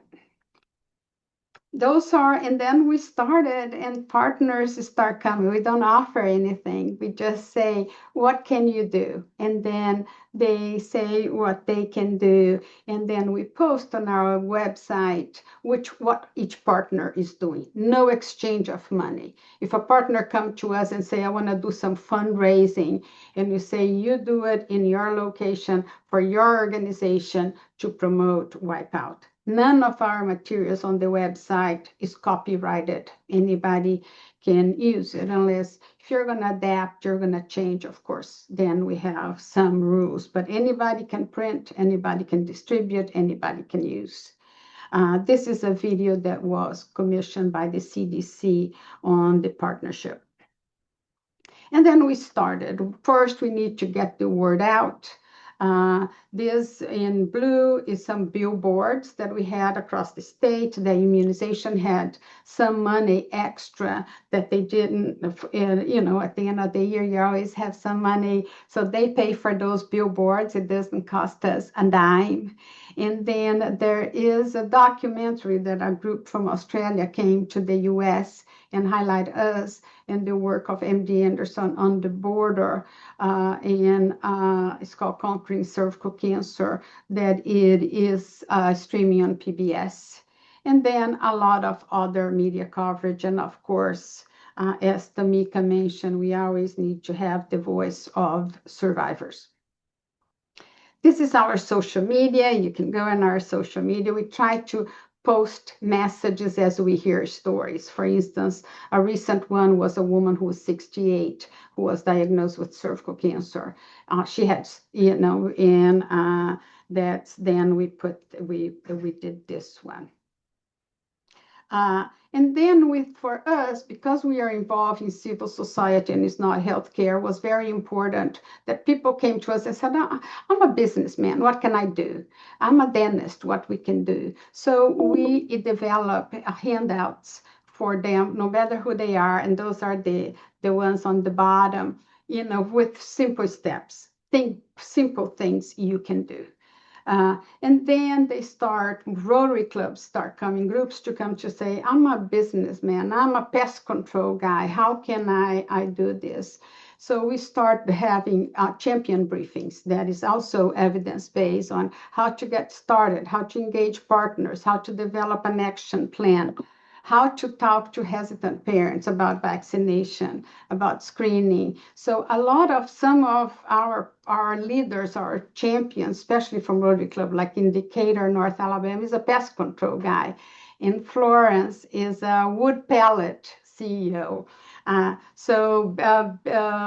Financial advisors. So they are, as Deanna mentioned, trust has been a major issue with healthcare, but they trust those community leaders, those Rotarians in their community. So those are the ones we are engaging. Some successes, I'll touch on it, is a lot in a short period of time. First, we need to increase awareness that cervical cancer can be eliminated. It's amazing when I go to Rotary clubs, those are educated people with college degrees, and they do not know that cervical cancer is caused by a virus. They do not know that cancer can be eliminated. We engage a lot of the Rotary clubs and volunteers, the colleges and universities. At UAB here, they establish a club, the Operation Wipeout at UAB. At University of Alabama, they did a huge campaign with Know Your Status. And they went state by state to how you can get your immunization records and create that resources to the students. Engagement of faith-based organizations. Then one of the volunteers created a toolkit for faith-based organizations that's not on the website yet, but it will be there in the next couple of days. One of my pet peeves, healthcare providers who are not adhering to guidelines. Still doing, the whole PEP for women 30 and older. So we do a lot of regional meetings for providers in rural areas to adherence to guidelines, how to become a provider for the breast and cervical cancer early detection program. We need to increase access. So that has been creative ways with the federally qualified clinics that if we have an event, Rotary has an event in a county, then they move staff to increase capacity in that health department in that county to provide more vaccination. And the game changer to me in Alabama has been, adherence to follow up. A lot of women who are screening in rural areas need to come to Birmingham or Montgomery. Now, the Alabama Department of Public Health trained nurse practitioners who can perform colposcopy where women were screened. And when they had a show-up rate of 30%, now it's over 70%.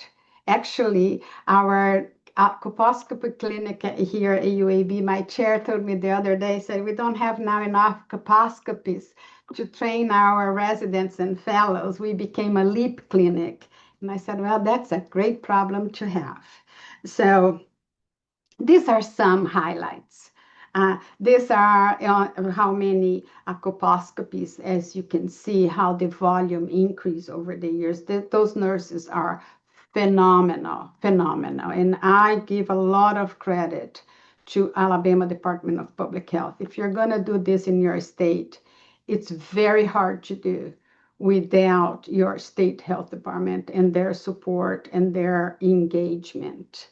And of course, for us, Rotary clubs has been the jewel because they can engage civil society better than any of us can.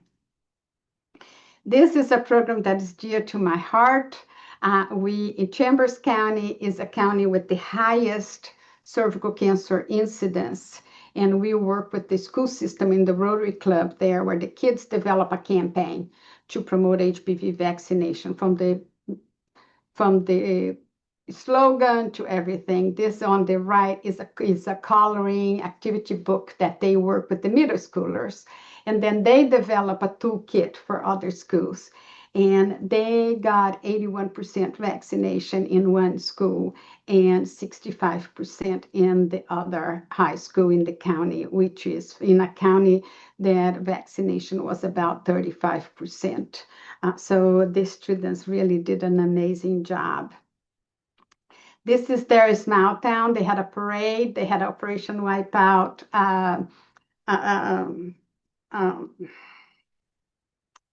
Glad on the name, but they got the first place. I'm so proud of them. So, and then states kept coming to us. Other countries start coming to us, and has gotten a lot of attention. And now everybody know now we have 2 states with the plan to eliminate cervical cancer because Louisiana just launched their plan. And we only share lessons learned. My colleague Nancy was just in Oregon, I think last week or 2 weeks ago. All we can do is share lessons learned because we are not there yet. And I think we have a long way to go. But we are happy to share all the challenges and lessons learned. This is my last slide. One is we're not ready. We didn't have a website. We didn't have anything. We didn't have the resources, and kept coming, and people coming to see what can I do. And then identifying champions with credibility, especially outside the healthcare, has been critical for us. And listen to partners that bring very different perspectives. And then if they want to do something, we say the first thing you need to do is understand the landscape of care. Where are women going to screen, where they can get vaccinate their children or themselves, and where they're going to get cancer care. We have the commitment from all the cancer centers in the state to take care of the cancers we find. And then we have very clear objectives that everybody knows what they are. We really try to give a lot of the credit to the partners. And because there are big partners, there are little partners, everybody can play a role. And has been, for me, the most rewarding thing I have ever done in my career. And I will stay at it until Alabama is the first state to eliminate cervical cancer. in the United States. Thank you all.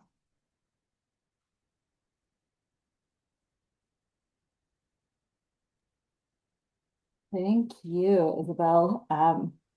It's so inspiring. And I will just reiterate, as someone you've been sharing resources with, that the whole Operation Wipeout team is ready for your questions, wanting to help. You open up all of the resources. So any state wondering if they can create their own initiative, I won't pretend it isn't without work, but you can. And Alabama will help you. So it's going to be a race to see which of our states can be the first to eliminate it, but a race towards the best thing, right? I am looking for questions.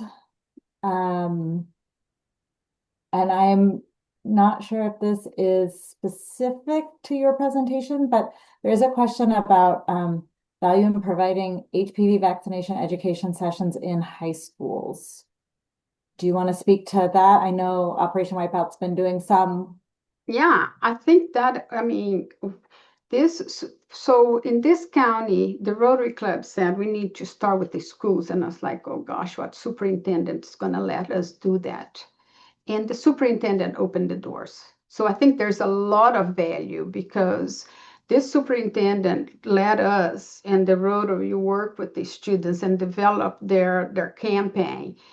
They never, ever got a call from a parent opposing it or complain, what are you doing with my kids? Quite the opposite. You saw the numbers. And those are numbers from the Alabama Department of Public Health, because, for school, you need to turn in your vaccination records. So those numbers that I share with you are not our numbers, is the Alabama Department of Public Health that has the vaccination per school that share with us. So this was really, now we're with the toolkit, we are expanding to other schools across the state. The one thing that we failed miserably was vaccination at the school. So I know we're running out of time, but I was very gung-ho. We need to provide the vaccinations in the school. Parents do not have time to take the kids to the doctor, especially in a rural area. This county does not have a pediatrician. And we did consent forms. We mail with a stamped envelope. Close to 1,200 kids. We got 27 kids vaccinated. And we said we failed miserably. I was disappointed. The students were disappointed. Everybody was.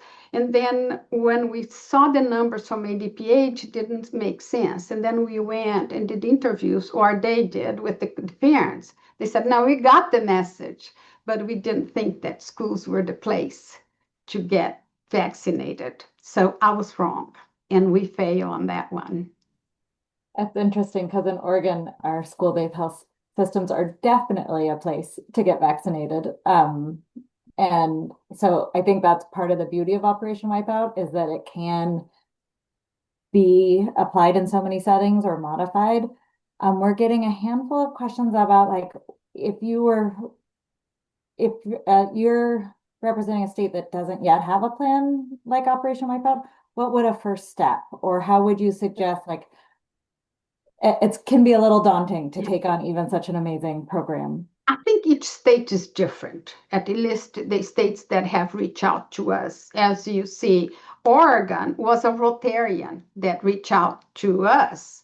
And I said, oh, you need to talk to the Cancer Center. And then Nancy said, you need to connect with the health department. And she made that connection. I made the Cancer Center connection. And that's how they started. Some other states is the health department that reached to us. And then we say, okay, who are the game changers in your state? Who makes sense to be your partners? And then we'll share how we did the work group, how we did the summit, how we broke them down into groups, how we'll share all that. But what we're finding is that each state is different.